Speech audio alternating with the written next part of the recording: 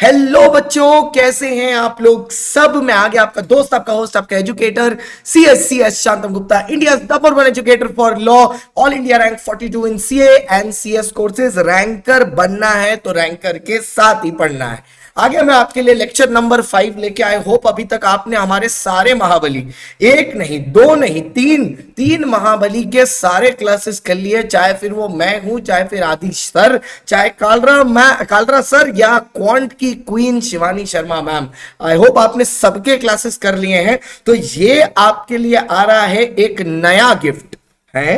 Gift, हाँ sir, एक नया गिफ्ट आपके लिए ओपन होने वाला है, जिसको बोलते हैं 7 डे ट्रायल। यस, अनअकैडमी पर हम लेके आ रहे हैं आपके लिए 7 डे ट्रायल, जो ऑफर आपके लिए वैलिड होगा अंटिल 17th ऑफ अप्रैल। आप जिस भी दिन आप मतलब इसको स्टार्ट करते हो 15 से 17, 2 दिन के बीच में, तो आपको वहां से 7 डे ट्रायल मिलेगा। ऐसा नहीं कि 15 को किया 17 को किया तो 5 ही दिन मिलेंगे। हम पहले ही बोल चुके हैं, हमारे प्लेटफॉर्म पर अनलिमिटेड व्यूज हैं। हम पढ़ाई में कभी भी रुकावट लाने में, हम लोग बोलते हैं ना, वो जैसे फ्लाइट पे बोलते हैं अगर फ्लाइट डिले हो गई कि रुकावट के लिए खेद है, तो हमारे में रुकावट होती ही नहीं है पढ़ाई में।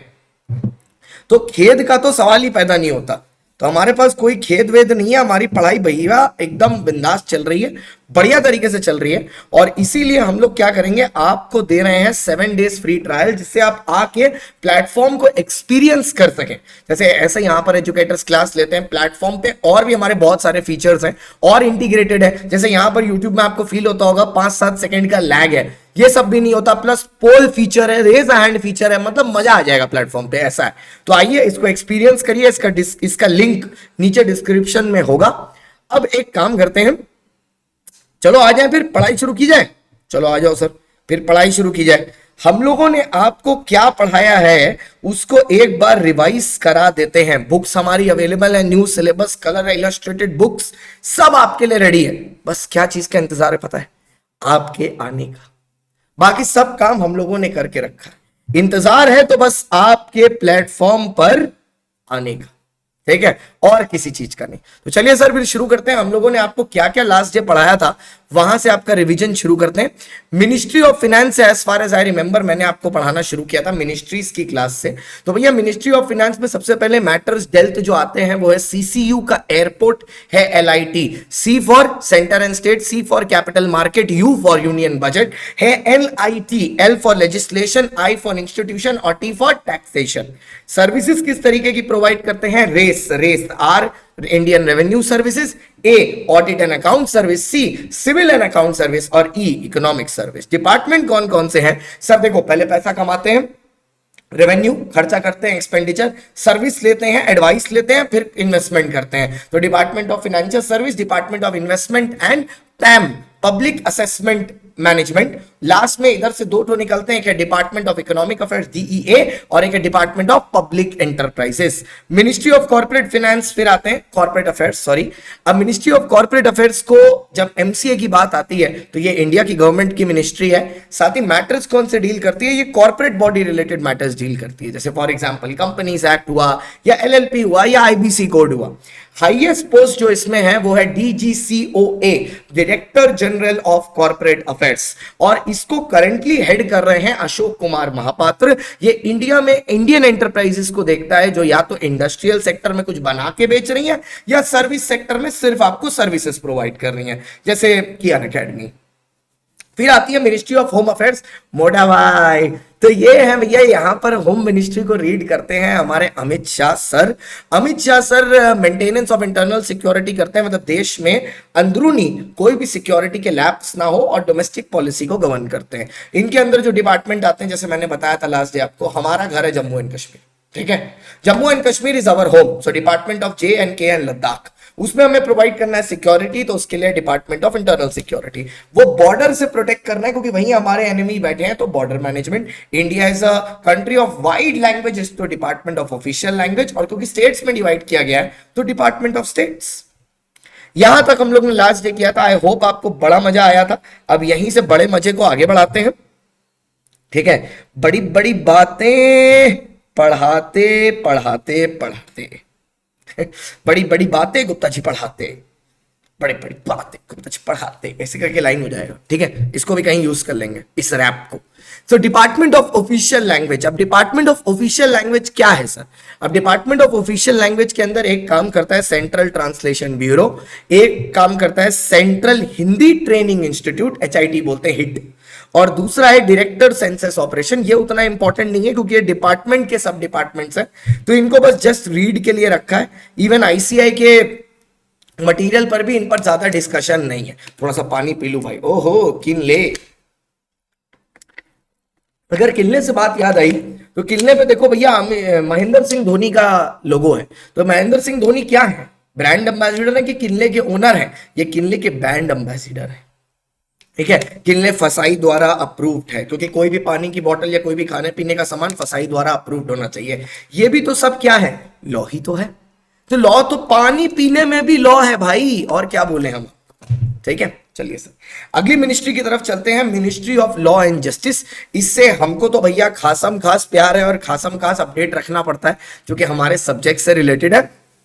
ऐसे चार्टर्ड अकाउंटेंट की भी जिंदगी में ministry of law and justice की काफी जगह है, क्योंकि भाई मैंने पहले दिन ही बताया था, अगर एज अ चार्टर्ड अकाउंटेंट आपको लॉ पता ही नहीं है तो आप अपने क्लाइंट को समझाओगे क्या, और उसको तोड़ने से लॉ को बचाओगे कैसे, ठीक है। एक बार देख लेते हैं भैया रिकॉर्डिंग सही से हो रही है ना, मेरे दिमाग का शक दूर कर लेते हैं।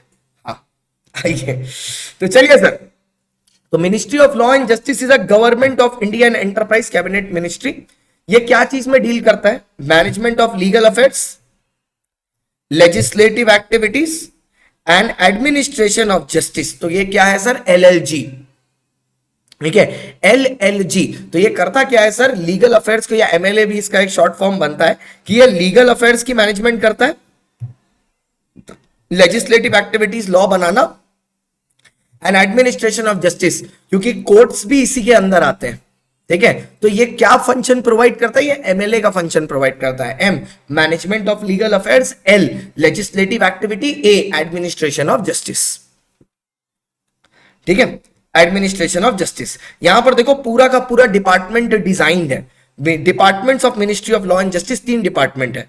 डिपार्टमेंट ऑफ लीगल अफेयर्स वो लीगल मैनेजमेंट करते हैं, लेजिस्लेटिव डिपार्टमेंट ये लॉ को ड्राफ्ट करता है, और डिपार्टमेंट ऑफ जस्टिस जिसके अंदर कोर्ट्स वगैरह आते हैं जो लॉ के तहत न्याय करते हैं, ठीक है। तो इसमें 3 डिपार्टमेंट है, ठीक है, 3 department. Department of legal affairs जो मैनेजमेंट ऑफ लीगल अफेयर्स करता है, फिर L से वहां पे लेजिस्लेटिव है तो ये लेजिस्लेटिव डिपार्टमेंट है, और लास्ट वाला एडमिनिस्ट्रेशन ऑफ जस्टिस है तो जस्टिस का भी डिपार्टमेंट है।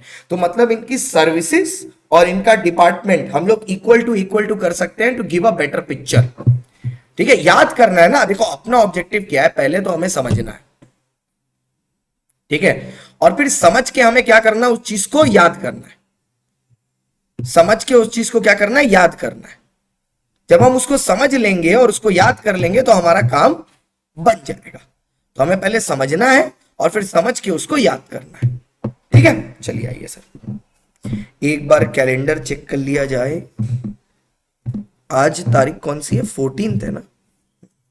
चलिए आइए सर, तो इसको लेके चलते हैं अपने राइटिंग के पेज में और बढ़िया से राइटिंग कर लेते हैं। नोट्स नोट्स नोट्स, हाँ इधर आया।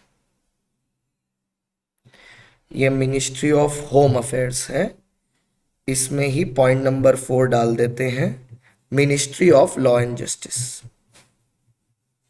Ministry of law and justice,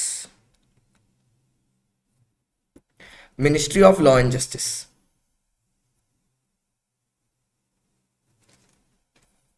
ठीक है। अब ये क्या बोलती है sir ministry of law and justice की कहानी, इसके पीछे चलते हैं थोड़ा सा। पेन कौन सा यूज कर रहे थे अपने, ब्लू का टेक्सचर। देखो मैं कलर्स के मामले में बहुत ही ज्यादा वो रहता हूं, क्योंकि देखो क्या है, जितना सुंदर दिखेगा ना नोट्स उतना ही यार बार बार पढ़ने का मन करेगा। मैं तो ब्लैक एंड व्हाइट चीज पढ़ो ही ना भाई, जिंदगी है भैया, एक ही जिंदगी मिली है, जितना हो सके उतना रंग भर दो, है कि नहीं। तो अब आते हैं सर मैटर्स और साथ ही साथ इसकी नोटिंग थोड़ी अलग तरह से करेंगे, और सामने डिपार्टमेंट, ठीक है। तो मैटर इक्वल टू डिपार्टमेंट तरह मैं नोटिंग करना चाहता हूं मैं, इतना तो आप मेरे को अब तक 4 क्लास में हमारी तालमेल बैठ गई होगी कि आप समझ गए होंगे। तो जैसे डिपार्टमेंट मैटर्स क्या है, मैटर्स जो सबसे पहला आता था वो मैटर था मैनेजमेंट ऑफ लीगल अफेयर्स, वो था management of legal affairs, management of legal affairs. तो उसका डिपार्टमेंट कौन सा होगा सर, उसका डिपार्टमेंट उसके टेंजेंट में लिख दिया department of legal affairs.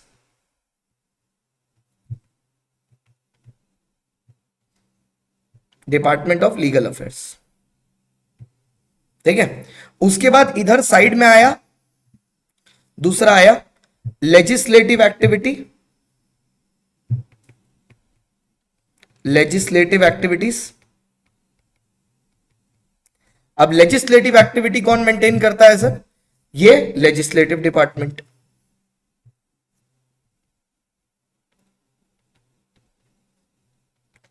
Legislative department, ये हो गया लॉ को बनाने का पूरा प्रोग्राम। दूसरा आया सर, मतलब तीसरा है बेसिकली एडमिनिस्ट्रेशन ऑफ जस्टिस।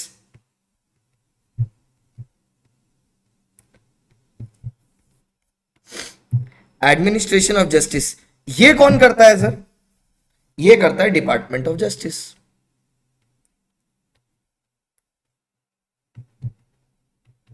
तो सर आपने क्या किया है, आपने इंसान के अकॉर्डिंग काम को डिस्ट्रीब्यूट कर दिया। लीगल अफेयर्स वाले का काम है डिपार्टमेंट ऑफ लीगल अफेयर्स देखेगा, लेजिस्लेटिव एक्टिविटी का काम लेजिस्लेटिव डिपार्टमेंट देखेगा, एडमिनिस्ट्रेशन ऑफ जस्टिस का काम डिपार्टमेंट ऑफ जस्टिस देखेगा। 4 मिनिस्ट्री, चौथी मिनिस्ट्री का काम तमाम, और इसका एक्रोनिम हो गया एमएलए। एमएलए भैया, member of legislative assembly, MLA. और हाईलाइट कर देंगे एमएलए वर्ड को कि एम से हम मैनेजमेंट कहना चाहते हैं, एल से लेजिस्लेटिव, ए से एडमिनिस्ट्रेशन ऑफ जस्टिस, एमएलए। और एक्रोनिम को हाईलाइट कर देंगे ऑरेंज से। अब चलेंगे आगे, आगे बढ़ो हम एक हैं, आगे बढ़ो हम एक हैं। अच्छा, अब अगला आया sir SEBI, security exchange board of India. नाम तो सुना ही होगा।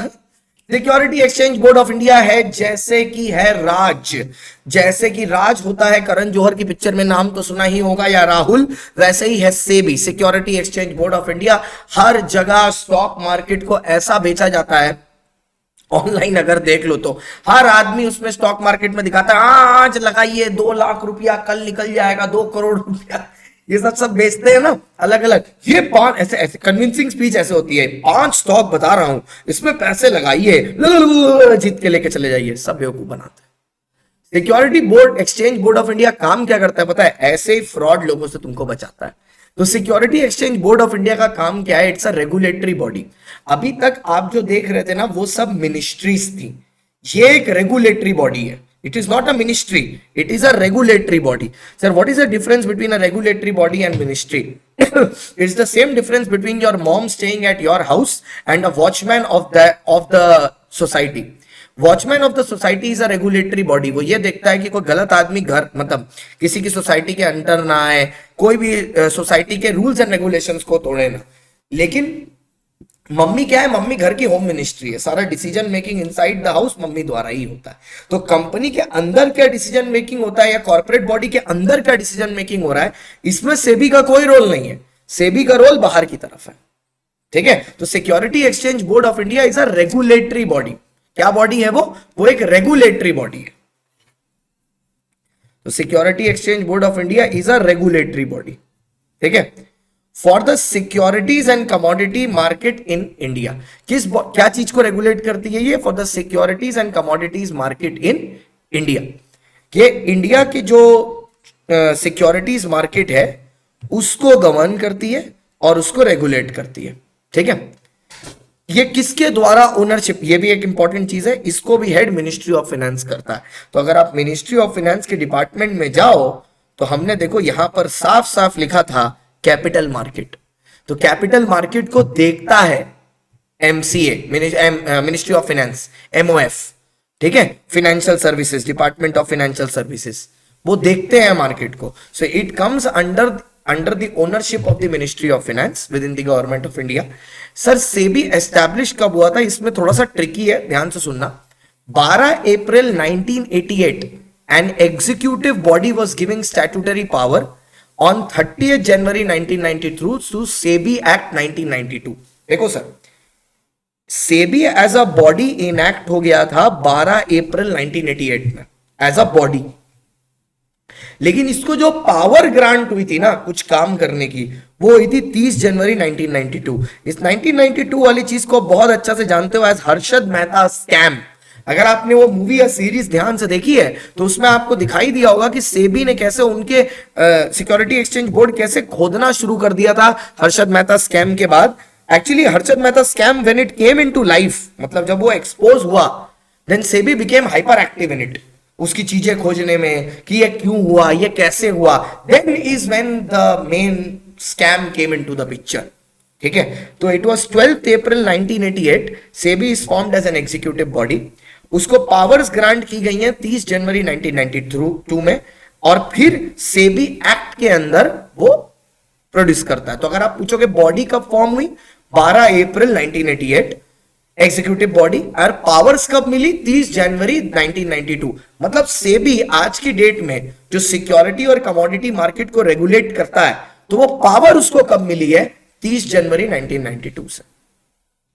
इसीलिए सेबी एक्ट भी 1992 का है। पहले बस बॉडी बना के खड़ा कर दिया था, इसीलिए तो हर्षद मेहता स्कैम हो पाया। जब बॉडी एक्शन में आई तब सब बंद हो गए। ठीक है, तो चलिए सर 5वें में आते हैं,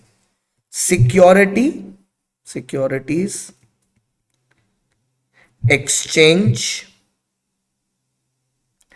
board of India, SEBI, security exchange board of India, SEBI. ठीक है, अच्छा अब ये जो सेबी है ये कौन से मैटर्स को डील करता है, ये सेबी जो है ये कौन से मैटर्स को डील करता है, ये डील करता है मैटर्स रिलेटेड टू, कौन से मैटर्स को डील करता है, ये डील करता है matters related to regulation of securities and commodity markets. Sir दो तरह के चीजें होती हैं, एक तो आपने इसे शेयर मार्केट सुना है, वैसे ही कमोडिटी मार्केट भी होता है। गोल्ड, सिल्वर, आलू, ये भी धनिया, ये सब भी खरीदी बेची जाती हैं। These are known as commodity markets, मतलब ह्यूज टर्न में डेरिवेटिव मार्केट्स बोलते हैं उसको। और सिक्योरिटीज भी आती हैं, सिक्योरिटीज मतलब शेयर्स, डिबेंचर्स, ये सारी चीजें हो गई, इक्विटी विक्विटी, तो उस मार्केट को ये रेगुलेट करता है। ठीक है, headed by ministry of finance, ministry of finance.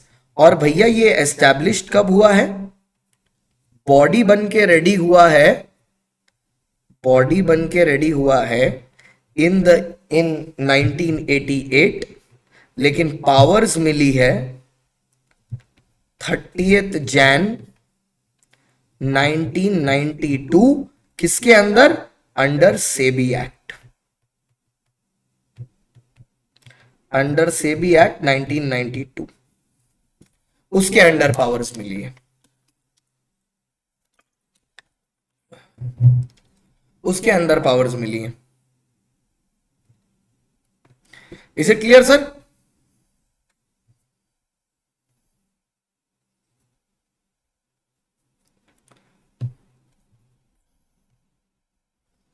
Okay, तो ये 5 हो गया, अब 1 2 3 4 5 हो गया, अब 6 पे चलते हैं।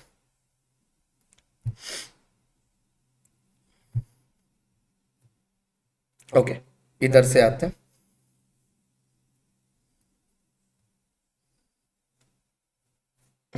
अब आया sir reserve Bank of India. देखो सर ये तो ना क्या है, ऐसा नहीं है कि आरबीआई को कोई जानता नहीं है, सब जानते हैं। ठीक है, कि RBI is the reserve Bank of India.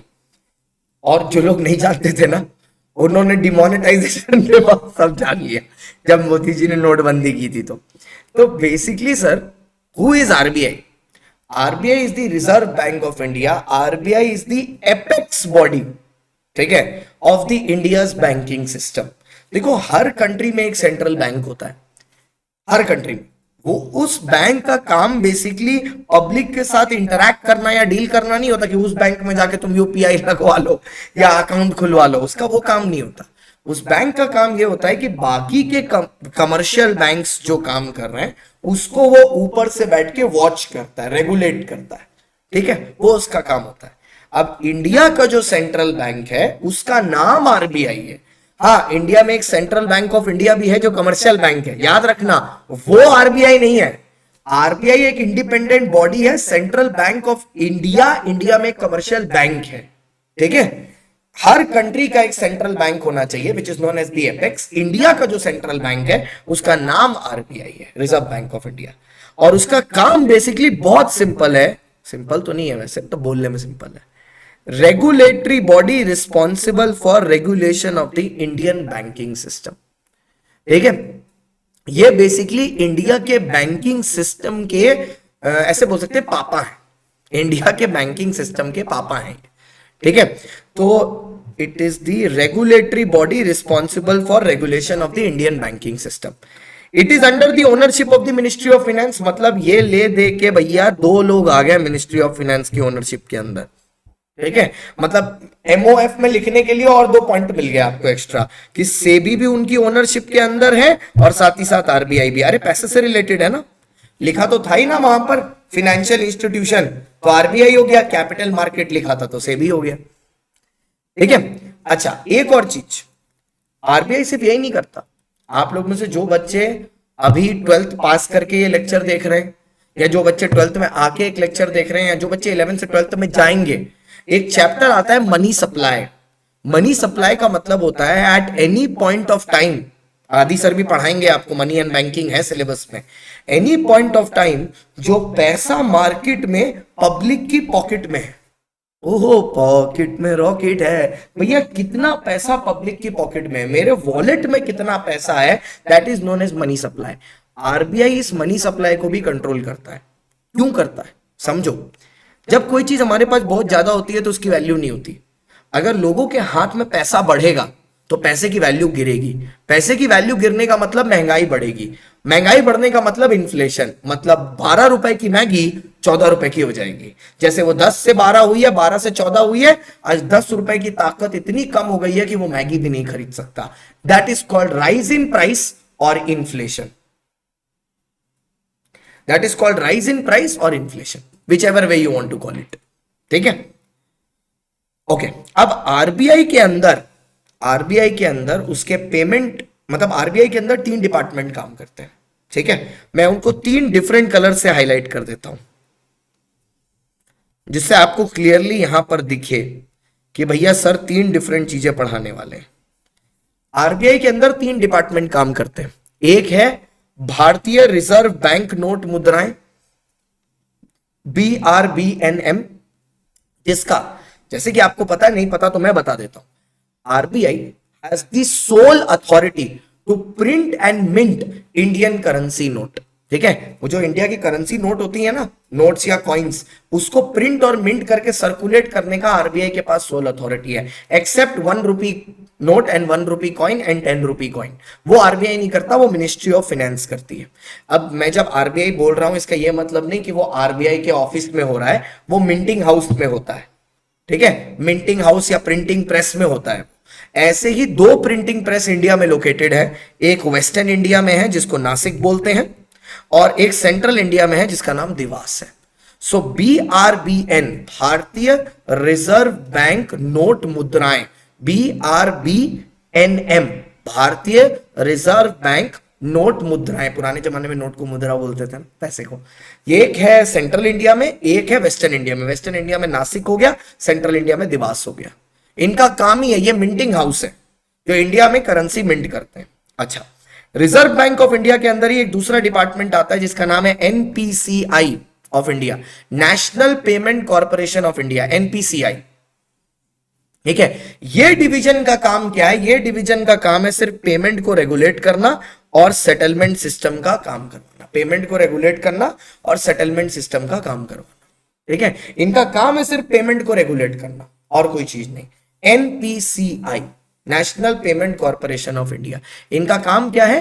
Payments को रेगुलेट करना और सेटलमेंट सिस्टम का, वो तो चेक क्लियरेंस वगैरह फैसिलिटीज वगैरह होती हैं, काम वगैरह होता है, वो ये करते हैं। National payment corporation of India, NPCI. ठीक है, इनका काम क्या है? To regulate the payment and the settlement systems in India. NPCI, national payment corporation of India. ठीक है, to regulate the payment and the settlement system in India, NPCI. तो एक हो गया बीआरबीएनएम और एक हो गया NPCI, national payment corporation of India. अच्छा, फिर क्या आया सर? फिर आया डीआईसीजीसी, डीआईसीजीसी। ठीक है, इसके क्या है? Deposit insurance and credit guarantee corporation, deposit insurance and credit guarantee corporation. इसको किसने एस्टैब्लिश किया था? Was established by RBI as one of the specialised division for the purpose of providing insurance of deposit and credit facility. ये insurance की facility और guarantee of credit facilities to all Indian banks, basically insurance और credit guarantee, मतलब loans वगैरह के लिए guarantee देने की मेन फंक्शंस के लिए टू ऑल इंडियन बैंक्स के लिए ये काम करती है। DICGC, deposit insurance and credit guarantee corporation. काम क्या है? स्पेशलाइज्ड डिवीजन है। काम क्या है? इंश्योरेंस ऑफ डिपॉजिट करना and guarantee of credit facilities to all Indian banks, credit guarantee facilities देना। तो ये तीन डिपार्टमेंट आरबीआई के अंदर आते हैं। कौन सा? बीआरबीएनएम, एनपीसीआई और डीआईसीजीसी। ठीक है, डीआईसीजीसी। चलो सर लिख लेते हैं। और एक चीज इसमें जो नहीं लिखी है, आरबीआई एक्ट आया था 1934 में, and RBI as a body has been established from April 1935। RBI body establish हुआ था और पहले इसका हेड ऑफिस कोलकाता में ही हुआ करता था, जहां से हम हैं। वो चीजें नहीं दी हुई हैं, एक्स्ट्रा चीजें हैं। वो होता है ना, क्लास में मैं पढ़ाते समय कुछ कुछ एक्स्ट्रा बता देता हूं आपको, वो बस याद रखने के लिए होता है। Reserve Bank of India, Reserve Bank of India. ठीक है, अब ये क्या है? It is an apex bank. Responsibility क्या है? To control the banking system, to control the banking system of India, to control the banking system of India. ठीक है, and money supply, and money supply।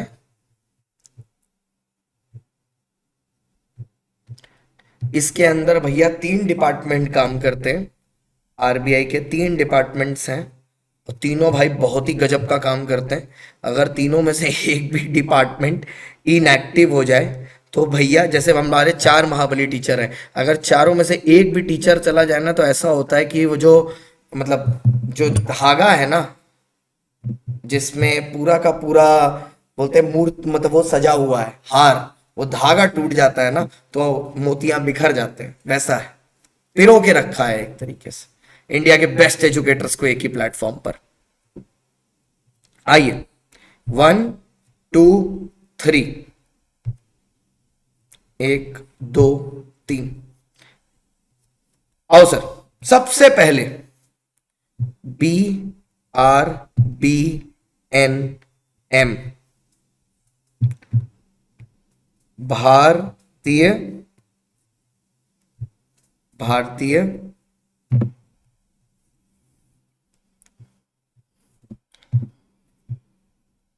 भारतीय reserve bank note मुद्राएं, BRBNM। ठीक है, BRBNM, इसकी दो ब्रांचेस हैं। एक है भैया सेंट्रल नासिक, वेस्टर्न इंडिया,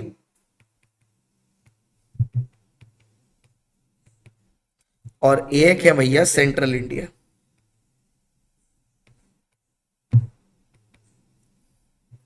तो वेस्टर्न इंडिया में है नासिक और सेंट्रल इंडिया में है दिवास। ठीक है, काम क्या है? To mint and print Indian currency, to mint and print Indian currency notes, BRBNM। ठीक है, उसके बाद दूसरा आता है NPCI, national payments corporation of India, NPCI, national payment corporation of India. ठीक है, अब ये जो NPCI है ये क्या करता है? Settlement of transaction, payment settlement. Basically वो जो गेटवे नहीं होता है, आप जब भीम या यूपीआई कोई चीज यूज करते हो तो आपको दिखाई देता है ना, जो गेटवे होता है वो गेटवे एनपीसीआई मेंटेन करता है कि उस गेटवे में सिक्योरिटी हो और आपका कोई डेटा हैक हुक ना हो जाए। ठीक है, और लास्ट में आता है सर आपका deposit insurance, deposit insurance and credit guarantee corporation. Okay, deposit insurance and credit guarantee corporation, DICGCI।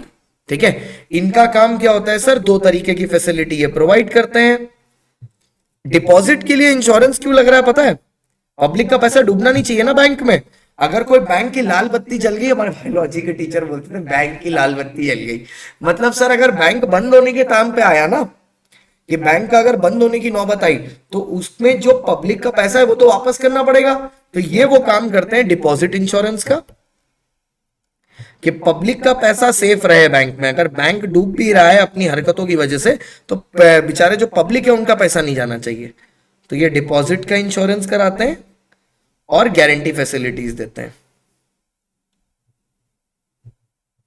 और गारंटी फैसिलिटीज देते हैं। क्योंकि भैया अगर पब्लिक का पैसा बैंक में सेफ नहीं है तो कहां सेफ होगा फिर?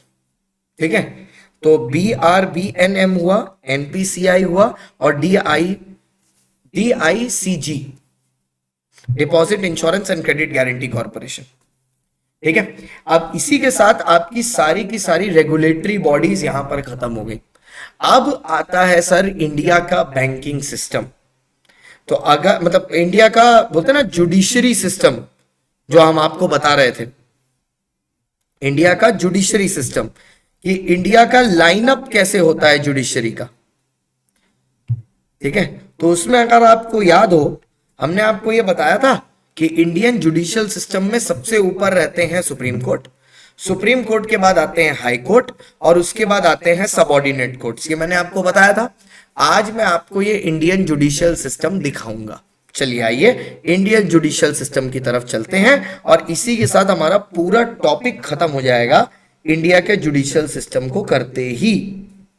तो सर जब structure of Indian judicial system आते हैं तो एक बहुत अच्छी लाइन बोलता है, जब भी सिटीजन्स के बीच में डिस्प्यूट होता है, या सिटीजन या कोई कॉर्पोरेट बॉडी के बीच में होता है, या सिटीजन एंड गवर्नमेंट के बीच में होता है, कुछ भी, तो दो लोग के बीच में जब भी डिस्प्यूट होता है, जॉली LLB की लाइन है, वो यही बोलते हैं कि I will see you in court. तो आखिरकार ये इंडिया का जुडिशियल सिस्टम क्या है? पहली बात, इंडिया का जुडिशियल सिस्टम करता क्या है? ये डिस्प्यूट हैंडल करता है बिटवीन सिटीजन और between citizen and the government, government के against. The functions of the judicial system क्या है sir? Regulation and interpretation of act and codes, act को इंटरप्रेट करना। दूसरा, डिस्प्यूट रेजोल्यूशन, अगर दो लोगों के बीच में डिस्प्यूट है उसको सॉल्व करना। Promotion of fairness among the citizens of land. ठीक है, एकदम सिंपल कार्यक्रम है। ठीक है, पहले एक्ट को इंटरप्रेट करो, ठीक है, दो लोगों के बीच में लड़ाई सुलझाओ और जस्टिस शैल प्रिवेल।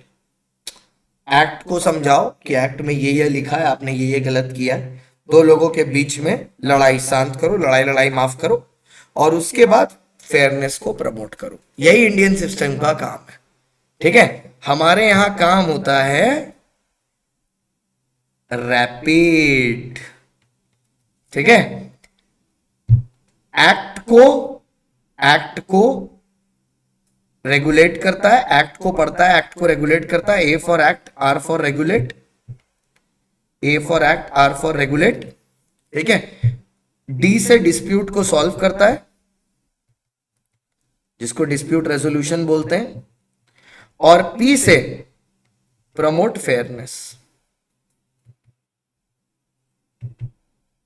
ठीक है, तो रैपिड आर से रेगुलेट करता है, ए से एक्ट को, पी से प्रमोट फेयरनेस और डी से डिस्प्यूट रेजोल्यूशन। ठीक है, रैपिड आर से रेगुलेट, ए से एक्ट, पी से प्रमोट फेयरनेस, डी से dispute resolution. Rapid in the hierarchy of courts the supreme court is at top. Supreme court सबसे ऊपर है, followed by high court and then district court. मैंने तो पहले दिन ही बोला था आपको, मैंने आपको डायग्राम से भी सेम चीज दिखाया। सबसे ऊपर सुप्रीम कोर्ट है, फिर हाई कोर्ट है, फिर डिस्ट्रिक्ट कोर्ट है और उसके नीचे भी मजिस्ट्रेट आता है, उसके बारे में भी बात करेंगे। ठीक है, देखो हर स्टेट में अपने अपने हाई कोर्ट है।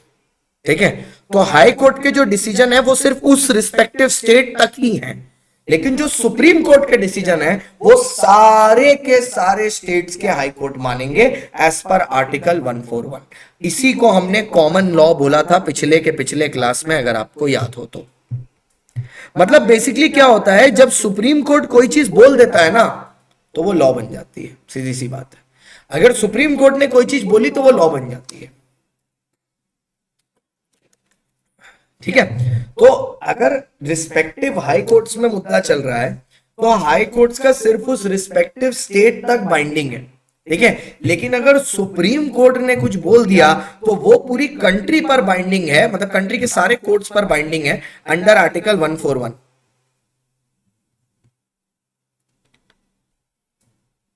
Under article 141। ठीक है, आओ सर, तो चलो सर पहले सुप्रीम कोर्ट से ही करते। सुप्रीम कोर्ट की ड्राइंग देख रहा है कितनी बढ़िया बनाई है मैंने, तो तुमको क्या लग रहा है सब नेट से? अरे भाई खुद चित्र बनाया है मैंने, part time artist, full time teacher. तो सुप्रीम कोर्ट में देखो कितनी बढ़िया बात लिखा है, supreme court is the apex body of the judiciary system. It was established on 26 जनवरी 1950। अगर आपको याद हो, यही डे को आप रिपब्लिक डे की तरह सेलिब्रेट करते हो। इसी दिन डॉक्टर राजेंद्र प्रसाद ने पहली बार प्रेसिडेंट बने थे वो। ठीक है, तो यहां पर चीफ जस्टिस ऑफ इंडिया बैठते हैं, चीफ जस्टिस ऑफ इंडिया बैठते हैं और आर्टिकल नंबर 126 के तहत वो अपनी पावर यूज करते हैं, मतलब जस्टिस ग्रांट करने के लिए। जब ये बना था ना तो ये 7 मेंबर्स का बेंच था, तब 7 जजेस बैठते थे। आज ये नंबर, क्योंकि इतने सारे वर्कलोड है और इतने केसेस हैं, ये नंबर 34 में राइज कर गया है, 7 से 34 इतने पेंडिंग केसेस हैं। ठीक है, देखो सर, ऐसे तो डायरेक्टली सुप्रीम कोर्ट तक नहीं जाया जा सकता, लेकिन आप एक writ petition directly supreme court में फाइल कर सकते हो और यह पावर आपको मिलती है आर्टिकल 32 से, लेकिन इसके लिए 10,000 रुपए लगते हैं। What is a writ petition? अगर कोई ऐसी बात है जो पब्लिक एट लार्ज को हर्ट कर रही है तो आप डायरेक्टली सुप्रीम कोर्ट का दरवाजा खटखटा सकते हो, डायरेक्टली कर सकते हो under a writ petition which is filed as per article 32। 10,000 रुपए लगते हैं और आप रिट डाल सकते हो। ऐसा ही आप डायरेक्टली हाई कोर्ट में भी कर सकते हो, उसके लिए 5,000 रुपए लगते हैं। ठीक है, आ जाओ सर, पहले लिख लेते हैं ना। फ्लो में बहुत एनर्जेटिक तरीके से बोलने लगते हैं, फिर हम लिखना अगर भूल गया तो बेचारा बच्चा बोलेगा सर ने लिखाया नहीं। ठीक है, आज देखो ये चैप्टर भी हमने खत्म कर दिया। आपके 5 क्लास में एक चैप्टर मैंने निपटा दिया, 5 नंबर आपकी पॉकेट में डाल दिए मैंने। अब आप प्लस पर आइए और जर्नी अपनी आगे कंटिन्यू करिए। Indian judicial system.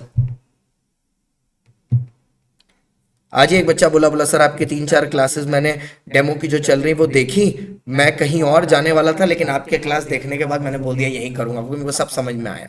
इसीलिए हम लोग ना पढ़ाते एकदम लेमैन से हैं। आप मेरा कोई भी यूट्यूब का लेक्चर उठा के देख लो, मैं एकदम लेमैन लैंग्वेज में पढ़ाता हूँ। ऐसे एग्जाम्पल देके पढ़ाता हूँ जो अपने देश और दुनिया में आसपास आप देखते हैं। यही मेरा यूएसपी है, मैं आपको लॉ के पास नहीं लेके आता। ठीक है, आपको लॉ के पास नहीं किया, लॉ को आपके पास लेके आता। That is the best part, that is the difference. इसीलिए इतना बच्चे प्यार करते हैं।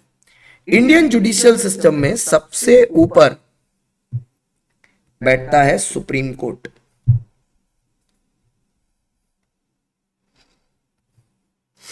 अब सुप्रीम कोर्ट जो सबसे ऊपर बैठता है, तो सुप्रीम कोर्ट का यहां पर होते हैं चीफ जस्टिस ऑफ इंडिया, जो इनके जज होते हैं। पहले supreme court was a 7 member bench. कब? 26 जैन 1950, जब से इनका निर्माण हुआ है। लेकिन नाउ 34 मेंबर्स। लेकिन अब क्या हो गया है? अब भैया 34 मेंबर आते हैं, क्योंकि वर्कलोड ही इतना बढ़ गया। अब 34 मेंबर्स। बच्चा पूछेगा चार्टर्ड अकाउंटेंट कितने हैं? 3,89,000 only in a population of 150 crore. That is how scarce we are. मैं तो हमेशा बोलता हूं हम लोग टाइगर से भी कम है। टाइगर पॉपुलेशन हम लोग से ज्यादा है।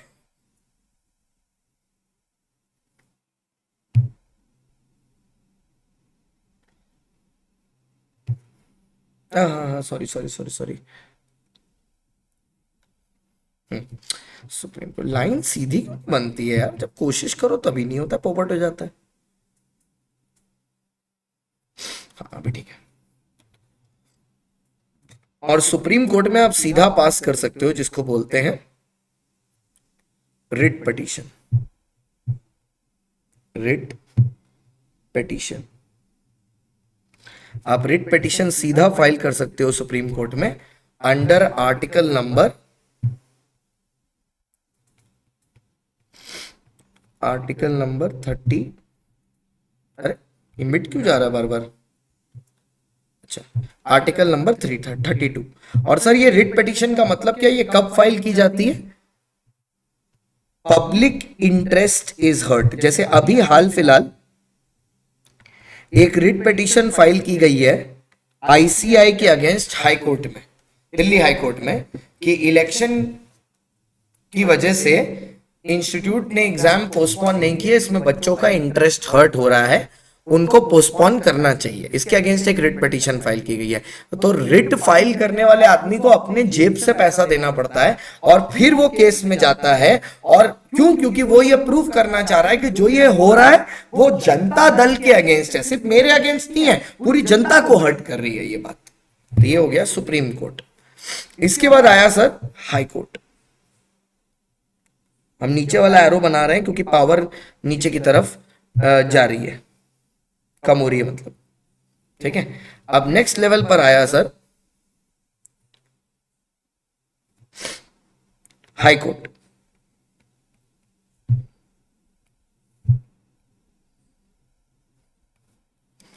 ठीक है, अब हाई कोर्ट में क्या बोल रहे हैं?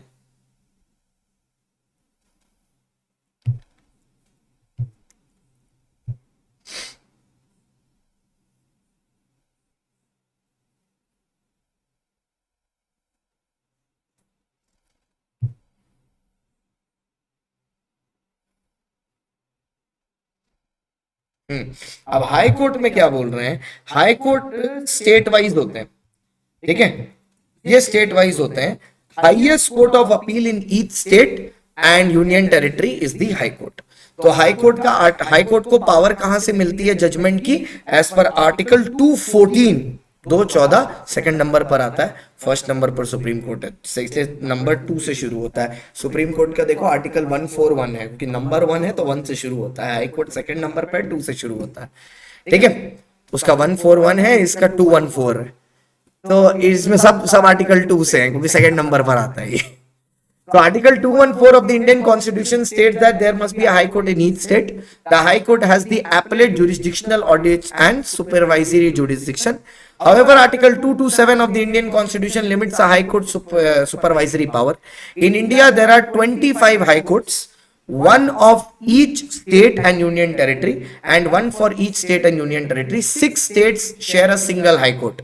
कौन सा है ये सब लोग हमको चैट में बताएंगे कि कौन सा ऐसा स्टेट है जिसमें एक हाई कोर्ट है, वो एक साथ 6 लोगों को गवर्न करता है. नॉर्थ ईस्टर्न स्टेट्स हैं ये, गेस मैंने दे दिया.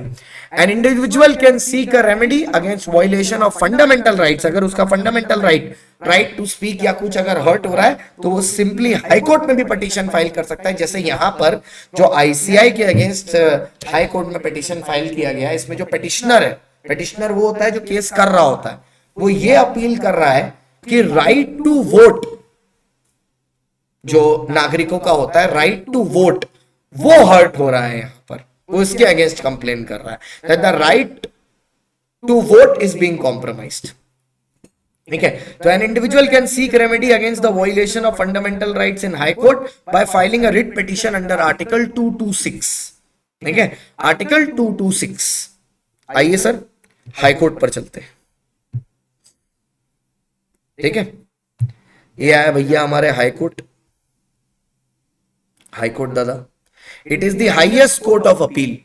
ठीक है, हाईएस्ट कोर्ट ऑफ अपील क्या, किस अपराध को पता है हाईएस्ट कोर्ट ऑफ अपील बोलता है तो बच्चा मेरे को तुरंत बोलता है तो फिर सुप्रीम कोर्ट क्या है. मैंने बोला नहीं भाई, सुप्रीम कोर्ट है. Supreme court highest court of appeal in the country है. High court on state level है, ये फर्क है दोनों में. आओ सर, हाई कोर्ट को पावर कहां से मिलती है? इनको पावर मिलती है as per article 241 at each state and union territory.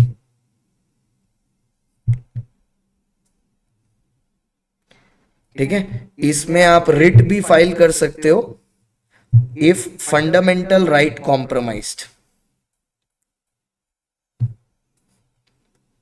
अगर आपका कोई फंडामेंटल राइट कॉम्प्रोमाइज कर रहा है तो आप रिट पिटीशन भी फाइल कर सकते हो.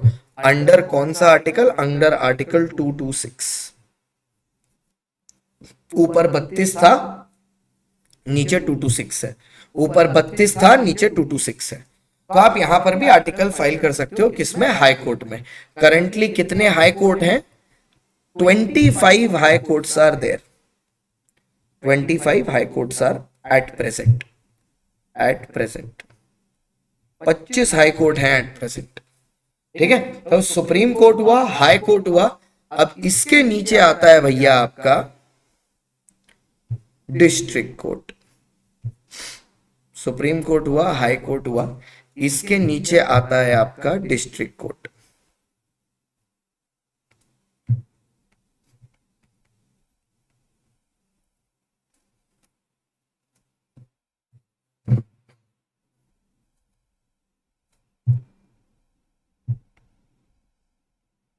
अच्छा, अब डिस्ट्रिक्ट कोर्ट का क्या जुरिस्डिक्शन है ये समझना कि ये हाई कोर्ट के भी नीचे लेवल पर काम कर रहे हैं.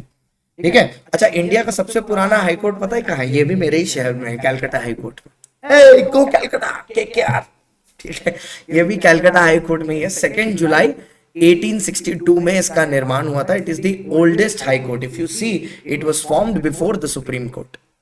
सुप्रीम कोर्ट तो 1950 में बनाया ना. इसी एक्ट में मैंने आपको बताया भी, वो पहले फेडरल कोर्ट था और उसी को बाद में सुप्रीम कोर्ट से रिप्लेस कर दिया था और एपलेट वाले सब हाई कोर्ट बन गए थे.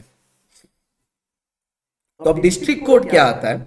डिस्ट्रिक्ट कोर्ट हाई कोर्ट के नीचे डील करता है और ये सिर्फ सिविल मैटर्स में डील करता है. मतलब अगर क्रिमिनल हुआ तो डिस्ट्रिक्ट कोर्ट का जुरिस्डिक्शन ही नहीं है, सीधे हाई कोर्ट के पास जाएंगे. ये सिर्फ सिविल मैटर्स में डील करता है और वो भी ना सिविल मैटर्स में इसके ऊपर एक लिमिट लगा के रखी गई है कि सिर्फ 2 करोड़ तक के केसेस ही ये होल्ड कर सकता है और कुछ नहीं. Not valuing more than 2 crore rupees. 2 crore तक ही कर सकता है. ठीक है, सिर्फ 2 करोड़ तक, और वो भी अपने डिस्ट्रिक्ट के अंदर, अपने जुरिस्डिक्शन एरिया जो इनका है एरिया के अंदर, वो भी उसी लोकल लिमिट्स के अंदर ये केसेस को ट्राई कर सकते हैं. ठीक है, तो डिस्ट्रिक्ट कोर्ट का एक तरीके से हम बोल सकते हैं बहुत ही मतलब बहुत ही मिनिमल लेवल है.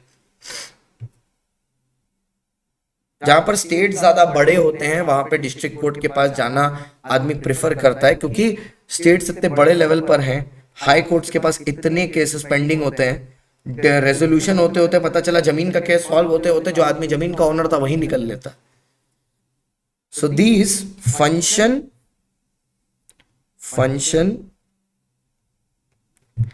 अंडर हाई कोर्ट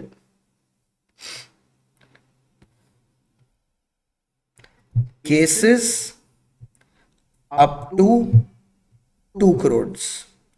ये कितने तक के केसेस हैंडल करता है? Maximum up to 2 crore. 2 crore से ज्यादा के केसेस हैंडल ही नहीं करता। और वो भी कौन से मैटर? लाल से लिख रहा हूं, civil matters only.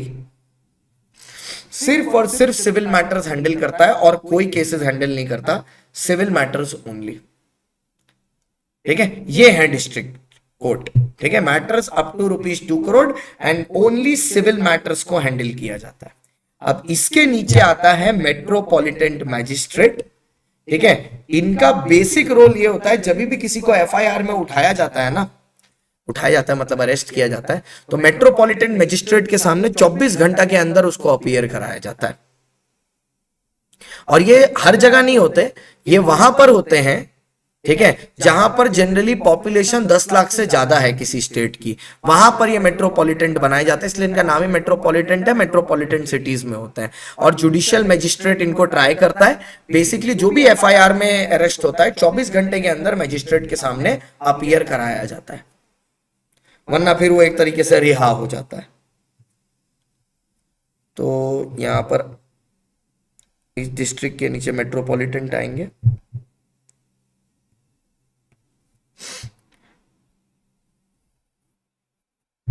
Metropolitan courts, population exceeding 10 lakhs इन नंबर। तो सर इसी के साथ आपका पूरा का पूरा ये चैप्टर भी खत्म हुआ और आज हमारे 5 लेक्चर भी खत्म हो गए। पर ये 7 खत्म नहीं हुआ, क्योंकि सीखना अगर बंद हुआ तो जीतना भी बंद हो जाएगा। ये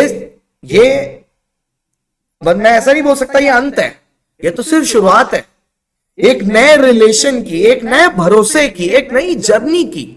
आप आज हमारा हाथ थामेंगे, हम अगले 4 साल के अंदर आपके नाम के आगे, जैसे आज आप मेरे नाम के आगे ये चमकता हुआ देखते हो ना कि नाम के आगे सीए लगा हुआ है, आप 4 साल हमारे साथ बैठेंगे तो 4 साल के अंत में आपके भी नाम के आगे ये 2 अक्षर ऐड हो जाएंगे।